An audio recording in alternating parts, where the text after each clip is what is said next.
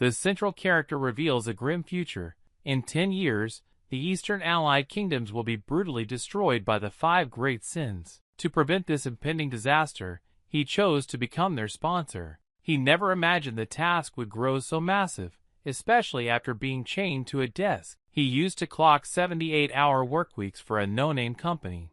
Now, he lives as a noble in a fantasy realm. He admits it sounded like a decent trade-off, and it was. The scene shifts to him holding a book upside down, squinting at the incomprehensible text. He questions why the words are gibberish and wonders why he didn't receive an automatic translation buff. Isaac Hyde, his butler, quietly observes and then points out that the book is inverted. He continues narrating his issue. His defining trait is complete illiteracy. He possesses no magic powers, no advantages, nothing. As he explains this, a maid gently asks if he's done with his meal and offers assistance with his bath. 2 maids help him wash in an ornate bath. The main character silently revels in the moment, noting that a gorgeous maid feeding him while another washes his back is true luxury. Aside from having no idea where he landed, everything seems perfect. A maid reminds him that since the other young masters will return tomorrow, he should rest. Curious, he asks who the young masters are. She replies they are young Master Leo and young Master Tonio. Another maid confirms they are members of the prestigious Palladio family.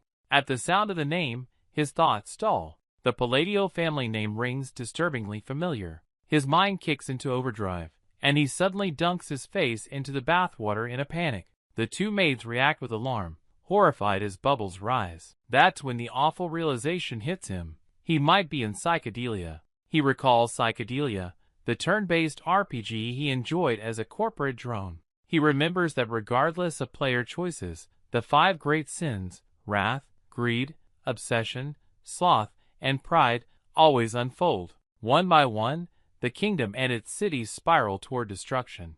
Of all the noble houses, none was as notorious as the Palladio family.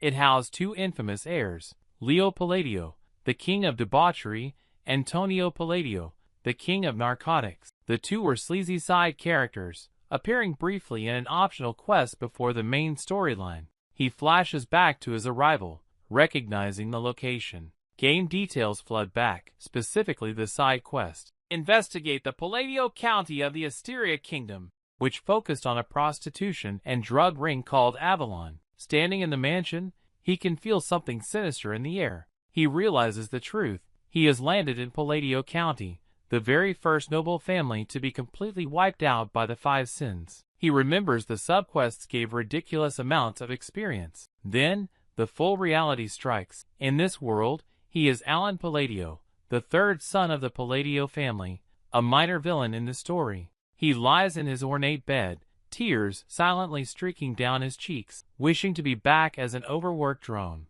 Even 78 hours a week felt better than this. The luxury means nothing with a death sentence over him. He's consumed by dread. This, he thinks, is worse than when his paycheck was withheld for 6 months. His chest tightens with hopelessness. He wonders how he ended up as a transmigrator without a single special advantage, lamenting that every other protagonist gets cheats or power-ups, yet he got nothing.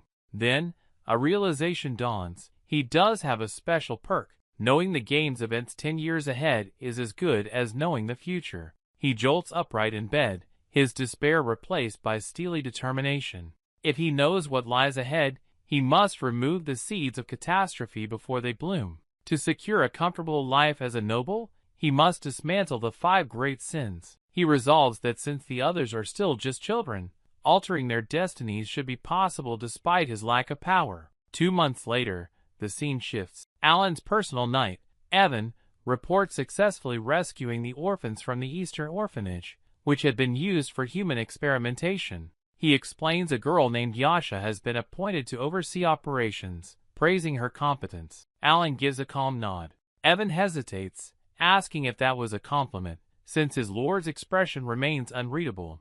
Alan agrees it is hard to tell, then gives him a rare, strained smile, and says he is counting on him. The sudden smile made Evan uneasy. He mumbled that he might never get used to seeing that look again. He thought about the past when Alan's face showed feelings much more easily. Meanwhile, Alan looked at a mirror nearby, moving his facial muscles. He quietly noted that it still felt like his spirit hadn't truly connected with the body's expressions yet.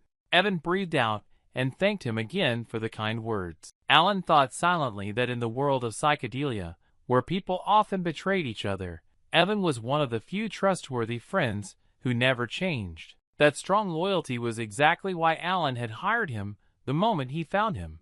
Evan soon moved the talk forward, reminding Alan that the recent secret mission was started to save the girl named Yasha. Alan confirmed this with a nod. Evan confessed he didn't understand why his lord trusted her so much, even after all his years as a hired soldier. He strongly believed there was something strange about that child. Her power was unique, and it confused him that someone like her had been kept silently locked up. He suggested bringing her back to the mansion, arguing that leaving her behind had no good outcome. Alan agreed that Evan's logic made sense, but deep down, Alan knew there was a secret reason. While it looked like he wasn't using her fully, keeping her where she was fit into a much bigger plan, he started to explain. Yasha Bloody, he said, belonged to the terrible Blood clan, a family tied by a special deal with a strange, huge force from another world. In the game, she would grow up to become the Sin of Wrath, one of the 5 great sins. She would become a brutal monster responsible for the deaths of thousands of people. But Alan believed that if she grew up in a safe, quiet home, her future could be changed. He felt a moment of pride. He had just successfully disabled his first time-ticking bomb. The reason he had left her there was to watch her, to check her stability and the depth of her power. With a cold, serious voice, he cleared his throat and stated that was the full situation. But he added that the correct time to move her had not yet come. Evan looked shocked, repeating his lord's last words in disbelief. Alan then ordered him to be certain that the mission details never left the room, and that the rescued orphans were given everything they needed. Evan bowed and said he understood.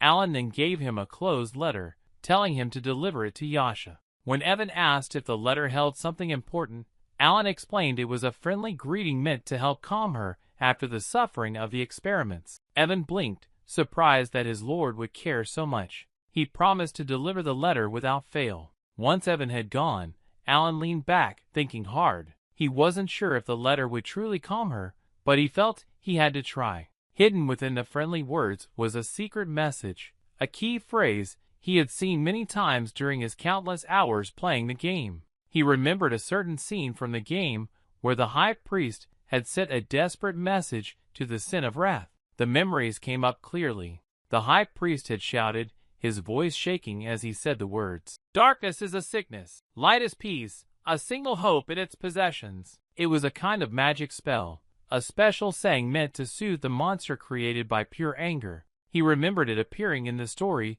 during Yasha's shift in power. A fast scene flashed in his memory. You spill blood, full of anger, cutting through groups, blood covering the stone floor in the game. That was the exact moment the spell failed and fighting began. But here, 10 years before those things, he believed there was still a chance to guide her path differently. He slowly breathed out. One sin had been handled. Now he had to decide who he would approach next. Trying to calm a monster with just one sentence sounded crazy. Yet, considering her clan's deep belief in a strange, unknown god, it just might work. The minds of people who follow extreme beliefs are impossible to understand with normal thinking. The view moved to Yasha herself, quietly reading the letter Alan had sent. Evan stood still, sweat dripping down his back. The strong, evil energy coming from the girl was still heavy in the air. She looked unnatural, without feeling and difficult to read, with fierce coldness in her eyes. She noted that the letter had come from Lord Alan, then asked why he hadn't called her to him personally. Evan froze. His breath stopped in his throat. The skill to sense evil energy was not common. Only those at a master's level could do it. That realization deeply worried him. He stammered a reply, repeating Alan's explanation that the right time simply was not here yet. She lowered her eyes slightly and accepted the answer with an unsettling calm. The focus moved to the letter in her hand. The final line stood out. Darkness is a sickness, light is peace, a single disaster, and its meanings. She held the message close to her chest, whispering that it had to be a secret promise only her master would understand. She seemed to understand his goal, even as Evan, still very nervous, carefully reached for his sword. But she only gave a dark, amused smile, her grin unsettling everyone. Alan lay back in his bed, breathing out happily. He quietly thought that it had been a good day, another step toward protecting his comfortable life. Looking at the night sky, he imagined the moon was secretly cheering him on. With that comforting thought, he closed his eyes, ready for the next day. The next moment showed Alan in the large library of the mansion, quickly looking through books for answers. One book fell onto his head, making him quietly groan in anger. Finding information on the third boss was harder than he expected. Evan entered the room just then, reporting that the second child had been successfully brought out. Alan showed some interest and asked if they had been treated kindly. Evan confirmed that after saving the child from an illegal slave market, they had handled the situation carefully. At that exact moment, Tonio Palladio, the Count's second son, walked in. He saw Alan and mocked him with fake surprise. He pointed out Alan being in the library, hitting his head with his elbow, while laughing at Alan's inability to read and his recent attempts to learn. He demanded Alan speak, reminding him that he was talking to his older brother. Alan forced back his anger. He wondered how the original Alan had ever dealt with this. Fighting the urge to hit back, he bowed politely and said that if his brother wanted to use the study room, he would leave. Tonio put his foot on Alan's head, looking pleased, and said that at least Alan knew his place. Suddenly, a knife cut through the air, hitting the wall right next to Tonio's face. The knife belonged to Leo Palladio, the oldest brother. Leo stood in the doorway, quiet and cold, stating that the loud noise was becoming too much. Tonio turned to him, very angry, but Leo warned him not to push things further. He said he was not in the mood for violence so early. He ordered both of them to get out. Tonio, refusing to back down, grabbed Leo by the collar and suggested that Leo should leave the bad smell of common people outside. Leo lifted his knife toward Tonio, walked with icy calm, and warned him to stop filling the study with drugs and quickly leave. While the two brothers fought, Alan quickly slipped away. As he walked, his thoughts focused on the situation in the game. The Palladio brothers were minor characters there, but here their power was huge. He remembered their bad reputations: Liam, the king of wild, illegal parties and underground crime; Tonio, the major drug dealer with a huge illegal network. Evan walked him away from the scene as the brothers' fight continued behind them. Alan's mind became sharp. If he wanted a peaceful life, he needed to avoid making either of them angry at all costs. His strategy was simple: stay weak, act useless, and keep a low profile. Later, Alan fell onto a soft sofa with a sigh. Evan, standing nearby, mentioned that the second child they rescued was not a normal kid. He looked at Alan silently, wondering how someone who seemed so weak could find secret labs and black market deals to save children. He couldn't figure out why. Alan murmured that everything was tiring. Evan watched him closely and commented that his young master was truly strange. He mentioned that the rescued child was also being sent to an orphanage. Alan nodded silently. In his mind, he thought about what Evan had said. The child wasn't just strange. She was a moving danger, the one saved from the foreign kingdom's illegal slave trade. The actual name of the child was Deus Marion, better known as the second boss in Psychedelia. Passed between many bad masters, hurt and damaged, he would later become the Sin of Sloth, one of the 5 great sins in the game. He had destroyed kingdoms in horribly unforgettable ways. Despite the name, the Sin of Sloth had been an unbeatable force who paid back cruelty with world-ending revenge. Alan remembered warning players never to treat even small enemies badly. That child had frightening power. Now, drinking his tea, Alan calmly noted to himself that the reason he sent her away was easy. The timing still was not right. Evan asked whether the letter Alan had sent to Lady Eudora had anything to do with the second rescued child.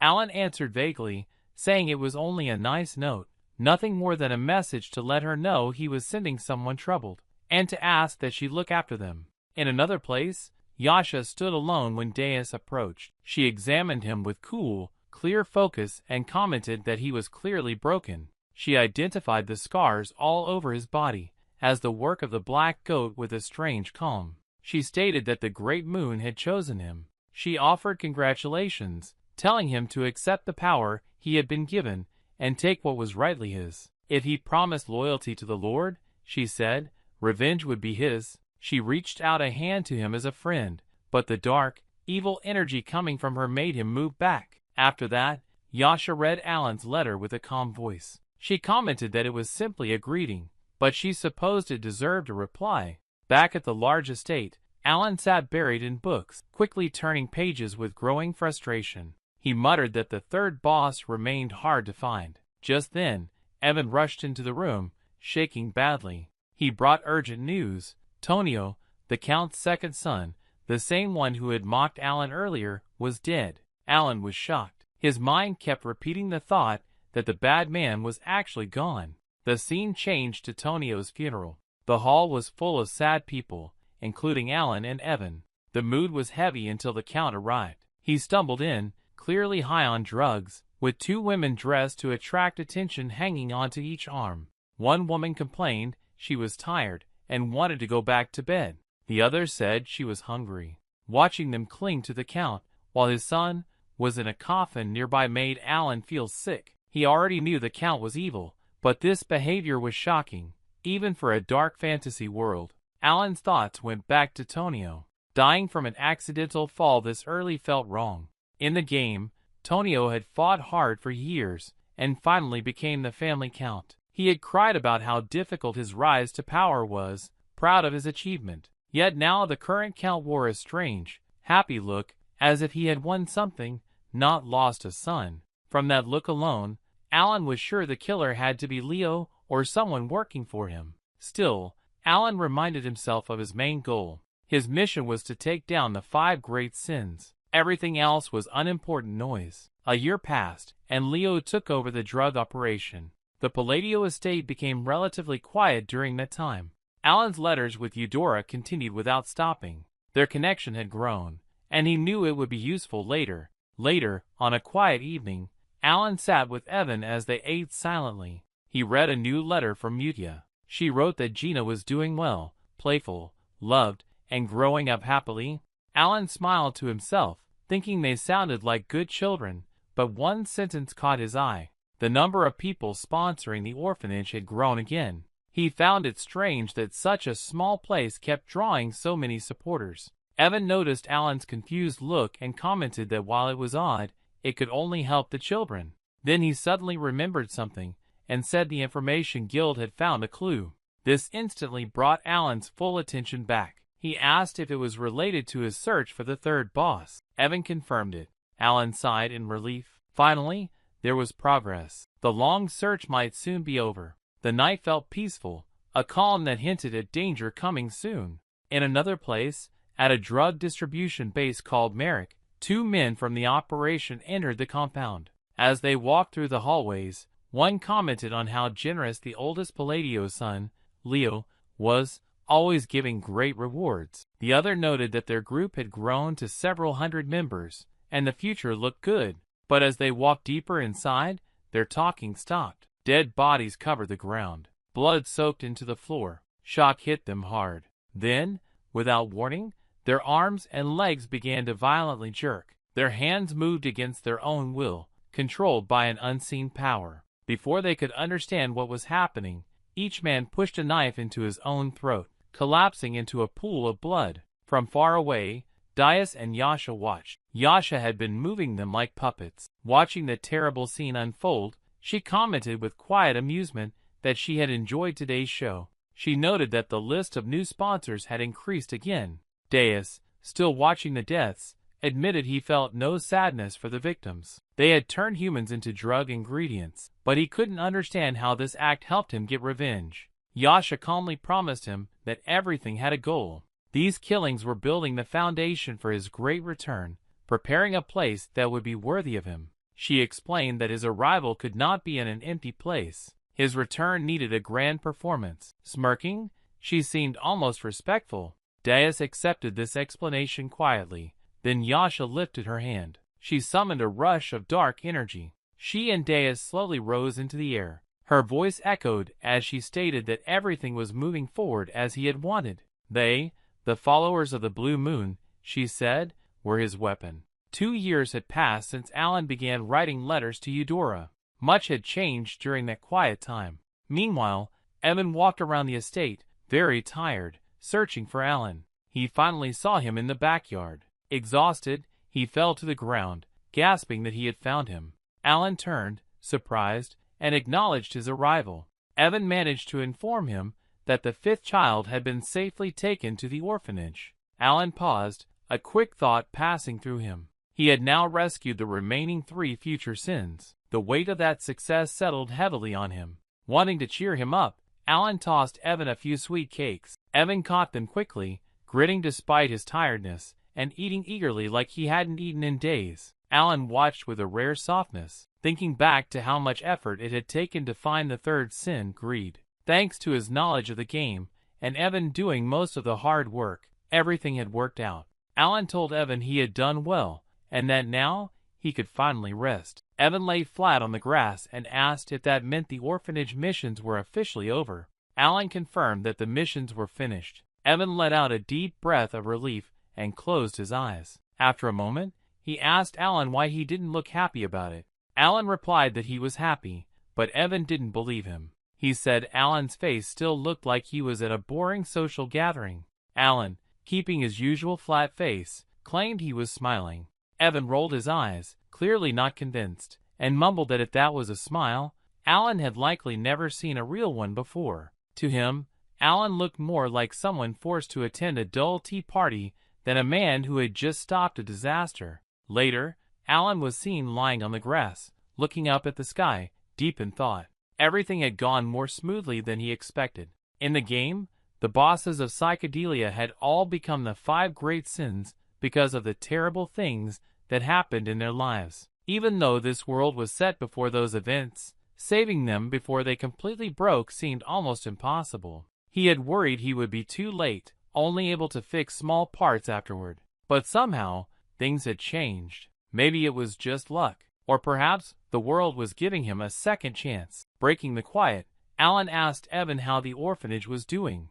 Evan, holding a letter, said it was the same, quiet and stable. The children, who had once been lifeless and traumatized, had started to smile and live again. Alan listened, then remarked that it sounded like they didn't even need a caretaker anymore. He was truly surprised. He hadn't expected Yasha to manage things so well. He originally assumed she would hate the job, but perhaps because her story in the game had been connected to the orphanage, something had worked out.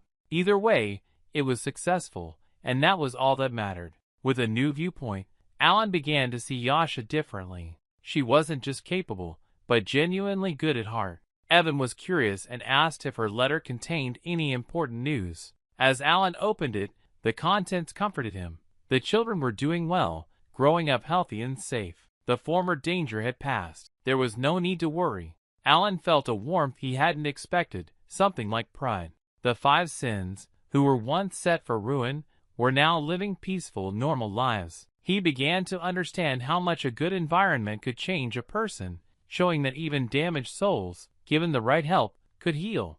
Evan then asked when Alan planned to meet the children. He reminded Alan that he always said he would when the time was right. Alan replied vaguely, stopping in the middle of his sentence. Inside, he admitted he never truly planned to meet them. Their pasts, even before becoming the sins, had always been frightening. Even as children, they were disturbing. He had saved them early, but the thought of facing them directly still made him nervous. After a pause, he mumbled that maybe in 5 years it would feel safe. Evan accepted that answer easily. For now, Alan knew his focus had to change. He needed skills, self-defense, and the ability to survive in this dangerous fantasy world. Luckily, the body he was in had natural magic potential. He began training immediately, making small bursts of mana come from his hands. Light shone faintly across his face as he practiced. Evan, watching, mentioned something strange, a group called the Blue Moon. Alan had never heard of it.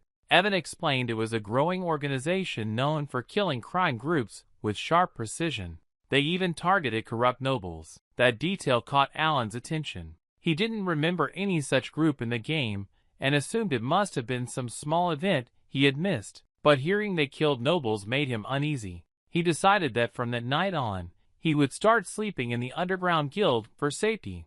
The scene changed to a dimly lit table. The current members of the Blue Moon were gathered. The sin of pride, a calm and controlled feline woman, asked for the weekly activity report. Yasha responded first, reporting on the northern cleanup. The pride sin, licking her hand carelessly, said the job went perfectly. Slavers were dead, and no one suspected anything. She praised Ryan's outfit design, noting how even victims begged to see her eye color, yet no one ever learned who she was. Ryan, the sin of greed, added that the bodies had been completely dissolved, leaving no proof. Ryden, sin of Indy, reported the South was also handled. The illegal lab and Avalon's remaining men had been totally destroyed. Yasha smiled darkly, confirming everything was moving forward as he willed. They moved in the name of the Great Moon, the deity they secretly worshipped. Delos, the sin of lust, interrupted with bad news. If everything followed his will, there shouldn't be problems, yet one had appeared. He revealed that Avalon's true leader was actually the Count's eldest son. During the South's cleanup, they found a chilling plan. The eldest son was plotting to poison him to death. Yasha's face turned icy. A thick, bloody energy filled the room, chilling even the other sins. In her hand was a letter with instructions. After the old man dies, make sure the body is poisoned quietly. Her voice became dangerously quiet as she confirmed the plot was real. 2 years passed. The Count of Palladio died. The official report claimed a heart attack, but with his drug abuse, it was clear what had truly happened. At his funeral, only quiet met the end of the funeral. Alan stood there watching. Whispers among the noble people mentioned another Blue Moon killing. 50 people were dead. Even the rich class was beginning to take the group seriously now. With no sad people and no ceremony, the Count's funeral ended. Afterward, Alan and Evan walked away together. From a distance, Leo watched, his eyes showing no feeling. Evan asked what Alan planned to do next. He reminded him that the oldest son would officially become the Count next year. Then, seeing all the packed bags, he asked what was happening. Alan calmly said it was time to leave. He told Evan to finish packing. They were leaving the city. Evan was shocked, asking if they were running away from the land. Alan explained they were not leaving forever, just going south. Evan asked if he meant Road Mill. Alan confirmed that small village at the Palladio territory's southern edge was their next stop. They left soon after, the carriage moving out under the gray sky. Leo stood back, hands clenched, unable to stop them. In Road Mill, the days were peaceful. Alan cooked egg toast and ate meals with Evan, enjoying the quiet life. But the peace did not last. After 3 days, they returned to the main estate. News was waiting for them. Leo was dead. At the funeral, Alan stood silently, unable to believe how strange it all felt. This place again. Another death. But this time, Leo hadn't died from an overdose or disappeared. He had been stabbed right through the heart. Alan quietly wondered who could have done it.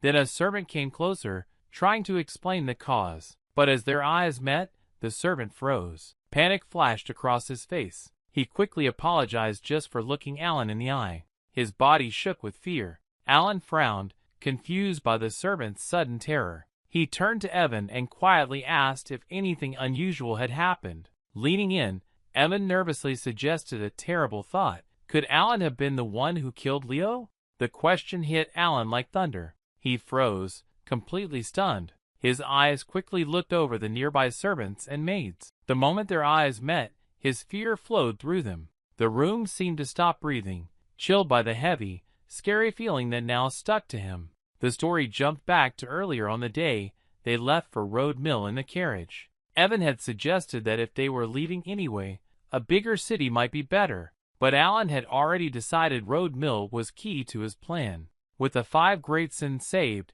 and the future disaster avoided, he needed a place completely cut off from the main story events. Road Mill was far away, peaceful, and it had the family's summer house. It was perfect for a lazy, rich life. When Evan pushed for a reason, Alan gave a short answer, saying there was a reason. Evan, not convinced, said he wouldn't fall for unclear answers anymore. Alan simply told him to forget it, and the carriage rolled away from the capital. Back at the estate, Leo thought about killing Alan, but quickly decided against it. Whether Alan lived or died didn't matter anymore. After their father died, Leo had even considered poisoning Alan. But with Alan willingly leaving for the distant land, it wasn't worth the trouble. Still, Leo had doubts, especially about Alan. He mumbled that Alan was becoming bothersome. He ordered his helper, Armin, to follow the carriage. When Armin asked if that meant killing Alan, Leo was surprised. Armin was not known for questioning orders. Leo sharply reminded him that his only job was to obey. But without warning, Armin drove a sword into Leo's chest. Leo, in shock and fury, demanded an explanation. Armin's voice was shaking but strangely calm as he explained that he had enjoyed the game so far. He revealed that Blue Moon agents followed the rules of the Red Moon and acted on its will. Anyone threatening the Great Moon was a fair target, even Leo. He pushed the blade deeper, and Leo collapsed, bleeding heavily. Speaking as if talking to others, Armin stated that Leo would not escape justice with that final hit. He said Avalon would disappear from the continent. "What a shame," he added, considering the Great Moon had offered Leo a chance. Then, without a moment's pause, Armin ran away. The next morning, Alan greeted the day with a stretch and a smile. Road Mill was a dream. Quiet, comfortable, and easy. He woke when he wanted and ate what he liked. For a moment, he even thought about starting an egg toast business. But the good feeling was broken when Evan brought a message. Alan asked what it was, and Evan read it aloud. The news was terrible. Alan dropped his food, stunned and unable to believe it. He realized his short-lived paradise had lasted just 3 days. The next scene showed Alan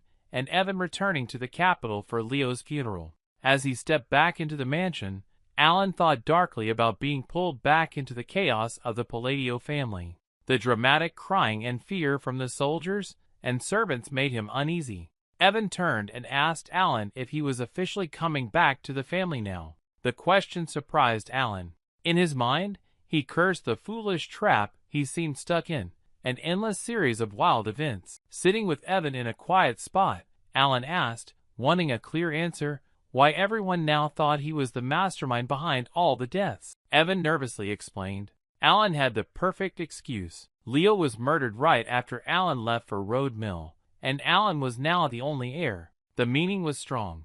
Evan, with a mix of respect and unease, said that Alan had become the new leader of the family, the one secretly giving orders. Worse, people now believed he commanded Master Swordsman to do the killings. Alan stared blankly, realizing he had somehow become the leader of a dark, noble plan without having any idea how it happened. Alan watched Evan's enjoyment and asked if he really found the situation funny. Under his calm look, Alan's mind raced. He struggled to understand how any group could wipe out a powerful crime boss like Avalon overnight. It didn't make sense. He recalled hearing about an organization that hunted at dawn and asked Evan if he meant Blue Moon. Evan replied that the Information Guild thought it wasn't them. He explained that Blue Moon never left dead bodies, only their sign, but this time bodies were left behind, as if cut apart by many swords. The scene was described as a vision of hell. Alan, half disbelieving, accepted that people now believed he was a mastermind commanding a master killer. Still, he couldn't stop the confusion. Blue Moon hadn't existed in the game, and this level of power didn't match a group that should have been unimportant before the main story even began. So who had actually done this? Meanwhile, Yasha, the Bloody Queen, questioned her team about any evidence they might have left behind. Ryan, sin of greed, confirmed there was none. Sailing, sin of pride, laughed and added that the only thing left was piles of dead bodies. Deus McCree entered next, reporting that 486 Avalon agents remained. Raiden, sin of purity, Indian previous parts, consistency adjusted here for coherence, stood behind him and stated they'd already been cut down. The killing was complete. Yasha praised their thoroughness, calling their work perfect. She smiled, proud that Avalon, once a powerful group, had been reduced to nothing in just 5 days. But Raiden warned the cleanup wasn't finished. When Yasha asked what he meant, he handed her a file with a list of nobles still linked to Avalon. The Tia Duchy was particularly involved. Yasha looked through the file, then looked at her helpers, asking if they already knew what she was about to say. The team responded with strong loyalty. Raiden offered to handle the matter quietly. Yasha turned to Ryan for the newest information from the Information Guild. Ryan, flipping through a book, tore out a page and said the guild had decided the killings were unrelated to Blue Moon. As he tore out more pages, Dais used magic to make them float into the air. Speaking to the others, Dais declared that since his blood was first spilled, this killing wasn't an order, it was instinct. They were the sword. Yasha's calm broke. Her voice became harsh as she reminded them that a sword does not act on its own. Blue Moon existed to follow orders, not feelings. She stressed that everything they did must match his will. He knew everything, and failure was impossible. Dais, quietly worried by her fear, couldn't understand how someone as powerful as Yasha could feel such pressure, until he accepted that it was all for the Great Moon for him. Back at the Palladio estate, Alan, now the only heir, found himself buried under the huge amount of work left by his father and brothers. He was mentally exhausted, angry, and overwhelmed. After the funeral, he had spent a full month lost in paperwork. He wanted to live as a relaxed noble, but the deaths had totally changed the game's timeline. Leo's death alone, which should have happened 6 years later, had shifted everything. Now, 5 more workers arrived with even more paperwork. Alan stared in disbelief. They used to be lazy under the old count, yet now they were acting like loyal government workers. His annoyed look made them even more nervous, pushing them to work harder, afraid of disappointing the man they whispered was the dark mastermind. If only they'd managed themselves earlier, Alan thought internally. Later, with the work done, Evan sat nearby. He once again expressed admiration for Alan's magic progress. Reaching the second circle in just 2 years of teaching himself was truly amazing. Evan said most people needed 4 years of a tutor to even come close. As Alan practiced, small bursts of magic lit the room. Evan added that magic needed rare, natural ability. Without it, people couldn't even begin to control mana. Alan, now called a genius, continued training, though all he had wanted was an easy, quiet life. Alan responded without much feeling that he was doing fine, though inside, he thought that he had been training harder than ever, not for fame, but for survival. Magic, while exciting at first, had become a necessity. Still, his progress worried him. The technique he was practicing needed exact control of magic energy, but his work felt useless. His mana hull, the natural container for magic in his body, was too small, like a fast runner with weak knees. He simply lacked the natural power. The truth hit him hard. He cursed his luck mentally, complaining that nothing ever seemed easy. But he reminded himself there was still one possible way out. Before he could think more about that, Evan broke in with news. The invitation to the next noble ball had finally come. Alan blinked, surprised by the sudden change in plans. Soon after, the two arrived at the Southern Istrian ball. Alan already looked tired, but since he was the future count, attending was a must. He thought this might be a good time to make connections with other nobles. This was important work for his long-term goal of peace. While Alan thought in silence, Evan noticed his serious look and asked what was wrong. Alan continued thinking that making friends with other nobles was very important, but before he could act, the mood in the room changed. One by one, nobles noticed him and reacted with clear fear. They whispered, avoided looking him in the eye, and quickly moved away. Alan tried a kind greeting, but the noble he spoke to pulled back and ran away. Evan tried to comfort him like a child who was upset, saying not to take it personally. Alan was not surprised. It was disappointing, but he had expected it. Determined not to give up, he left Evan's side to try again. He assumed they must see him as some rude, unimportant noble. After all, the Palladio family's reputation had long been ruined. Once a great name under his great-grandfather, they were now whispered about as Eastern trash. Grabbing a glass of wine, Alan reminded himself he was ready. His secret weapon was charm. With a carefully practiced smile, which was sadly more disturbing than appealing, he walked up to a young lady. He commented on the wine's smell, and casually said he might take some bottles home. The lady, clearly uncomfortable, froze. Her face turned pale. She nodded quickly, said she would ask her father to send some, and ran off. Alan, confused, tried to explain, but she was already gone. Moments later, she was seen complaining to her father, which only made Alan's bad reputation worse. Watching from far away, Alan realized nothing had gone as planned. Evan soon came back, offering awkward comfort again. Alan tried to explain the disaster. Maybe the girl was just shy. Later, in a quieter dining area, Evan simply listed all the gifts Alan had received that evening: a Paladin thoroughbred horse, premium tangerine tea, refined Borland, a medal, and a rare bottle of mountain wine.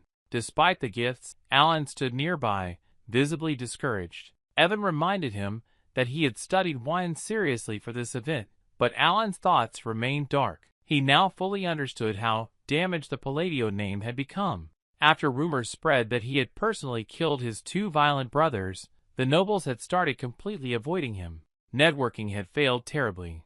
If anything, their distance had only increased. Feeling the pressure closing in, Alan told Evan he needed fresh air and stepped outside alone.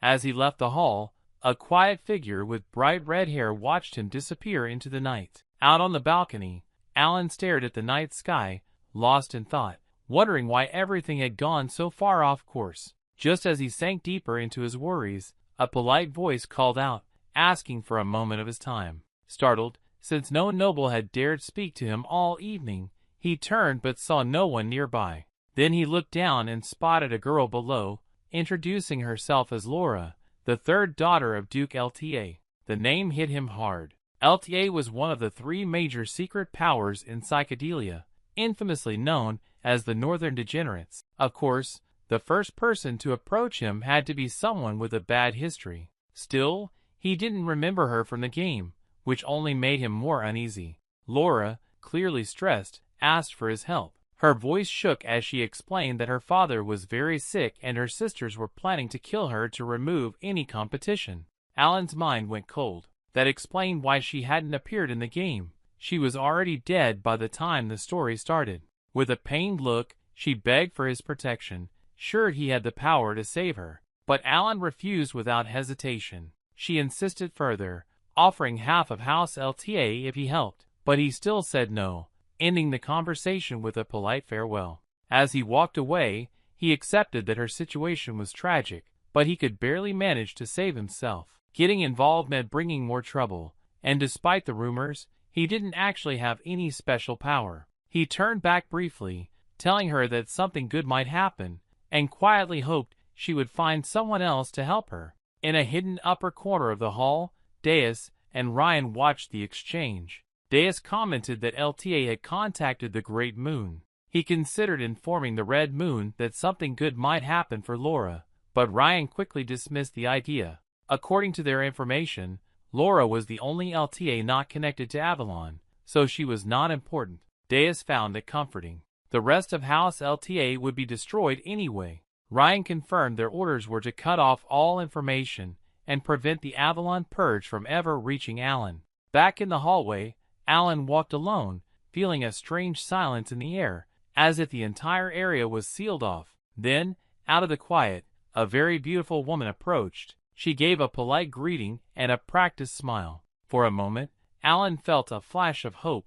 Maybe, just maybe, someone in this hall would finally treat him like a regular noble. He greeted her back, but something felt wrong. The truth hit him a moment later. It was Collier Xenia. Of course, the first person who smiled at him had to be another walking disaster. Speaking to her respectfully, he called her Lady Xenia. She smiled playfully, amused that he already knew her. Alan replied that her bad reputation came before her. In his mind, he reviewed the list of evil leaders in the kingdom of Asteria: Lta in the north, Palladio in the east, and Xenia in the west. If Palladio was a cruel street gang, Xenia ran her empire like a clean, high-class crime business. Alan reminded himself he needed political connections, not dangerous involvement, for his peaceful, safe life. People like her were risky. He gave her a compliment, calling her beautiful. He used that as an excuse for giving her attention before trying to leave politely.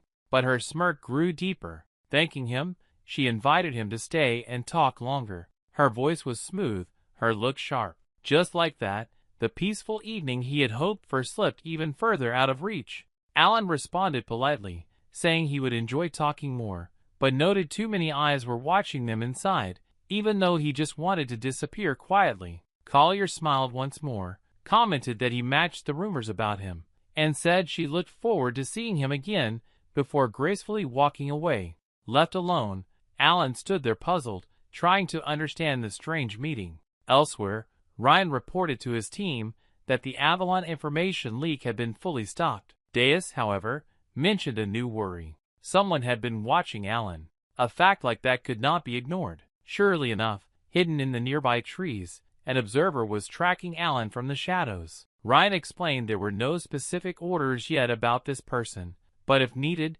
they would act. With that, Ryan and Deus quickly left the area. The next morning, Alan and Evan traveled toward a huge canyon.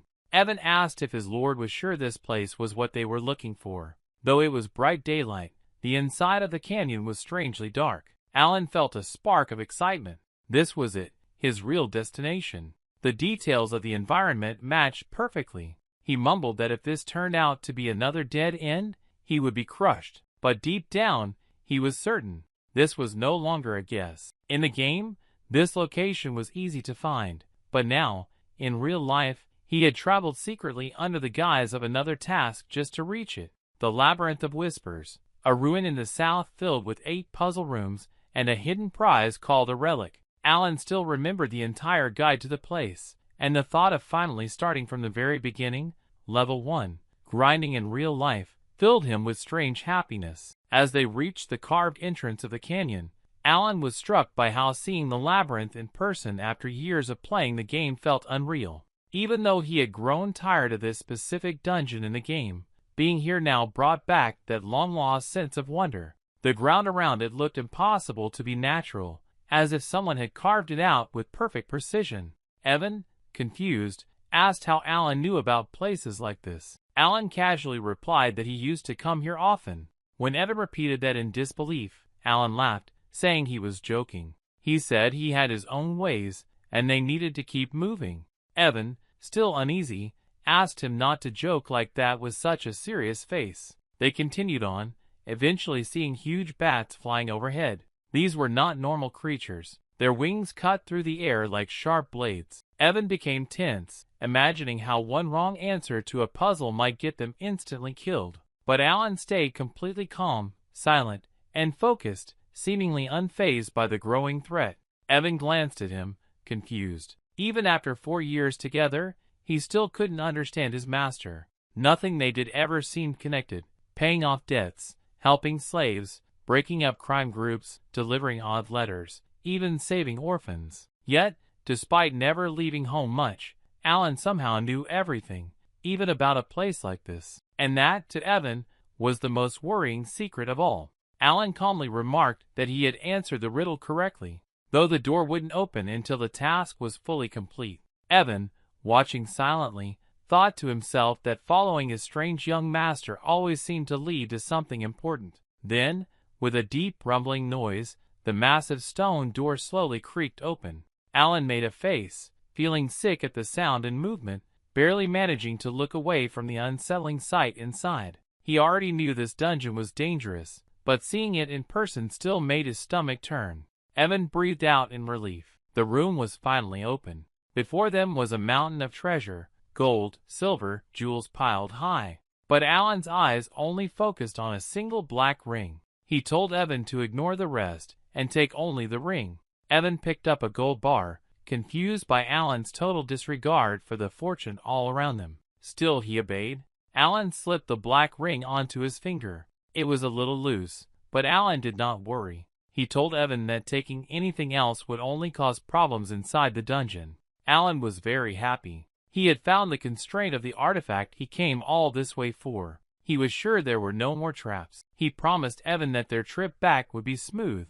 Evan nodded, though he was still nervous. Alan thought how easy this had been, thanks to his memory of the game's guide. But just as he began to relax, Evan's panicked voice broke the quiet. He asked if Alan had known about this, because the stone piles around them were moving. Golems, hundreds of them, were coming to life. Their glowing eyes locked onto Alan and Evan. Evan's survival instinct screamed danger, but he focused on getting Alan out alive. Before he could move, Alan stepped forward, stating strongly that this time he would fight. Evan tried to stop him, but Alan insisted that escaping was their first goal, and his weak magic would not be enough for this type of enemy. As the golems rushed toward them, Alan activated the black ring. The artifact burst into light, and in an instant, Alan disappeared. He found himself in an empty void, floating without weight as a deep voice echoed all around him.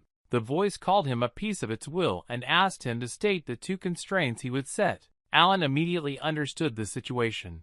In the game, this had been a menu selection, but now it was real. No screen, no buttons, just the voice in him. This artifact, the constraint, would make his power much stronger, but at a cost. The limits he set would become permanent rules for casting spells. Alan did not hesitate. First, he declared that all spellcasting would need the hand signs of Babylon. The voice asked what power he wanted to gain by setting this rule. Alan answered that he wanted to bend the world's laws even further. The voice accepted.